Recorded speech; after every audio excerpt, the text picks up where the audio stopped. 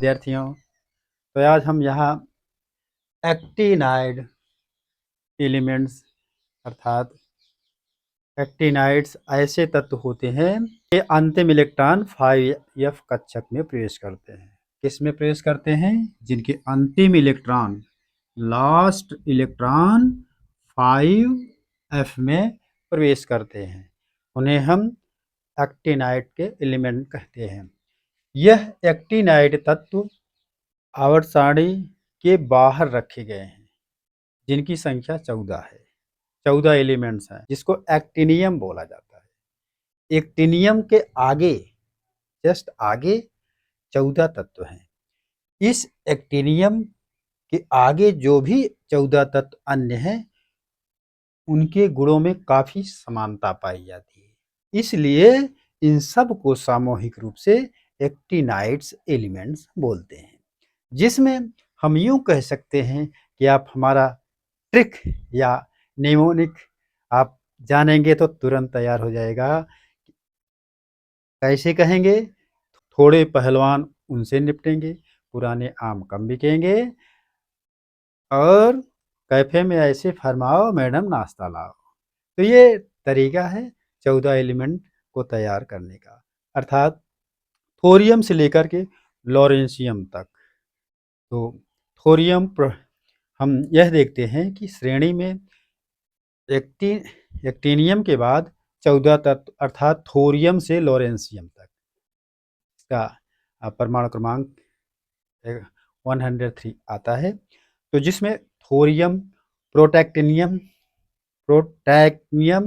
तथा यूरेनियम के अतिरिक्त समस्त एक्टिनाइड संश्लेषित है, अर्थात मानव निर्मित तत्व है।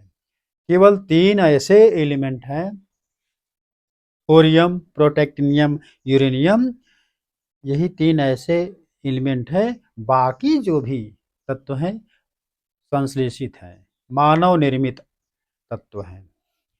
इन्हें हम ट्रांसयूरेनिक तत्व भी कहते हैं। क्या कहते हैं? ट्रांसयूरेनिक तत्व। ट्रांसयूरेनिक तत्व भी कहते हैं, और ये समस्त रेडियो सक्रिय तत्व हैं। कैसे हैं? समस्त रेडियो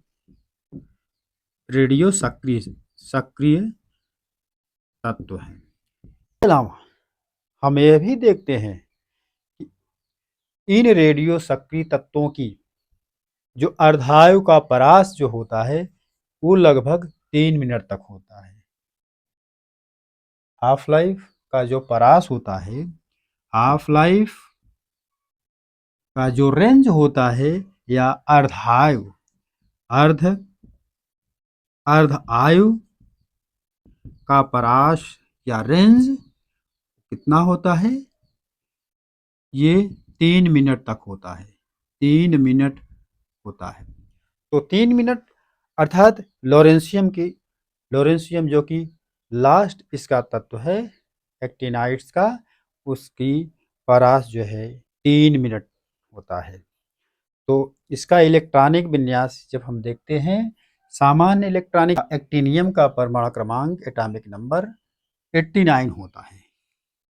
89 मीन्स जब हम इसका इलेक्ट्रॉनिक विन्यास करेंगे तो रेडान का 86 होता है।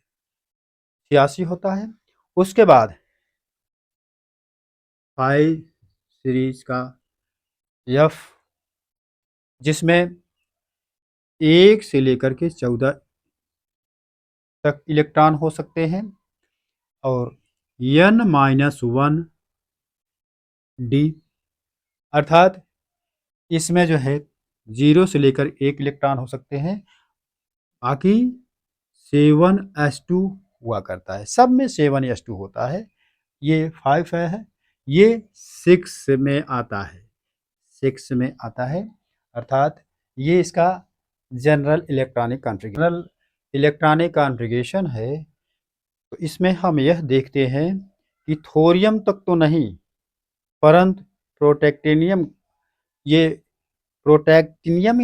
या Pa के बाद जब इन तत्वों में नियमित रूप से भरते हुए हम परमाणु संख्या 103 तक पहुंचने पर 5F कक्षक पूर्ण रूप से भर जाता है। तो इट सभी एक्टिनाइडों में 7s2 और 5F कॉमन होता है।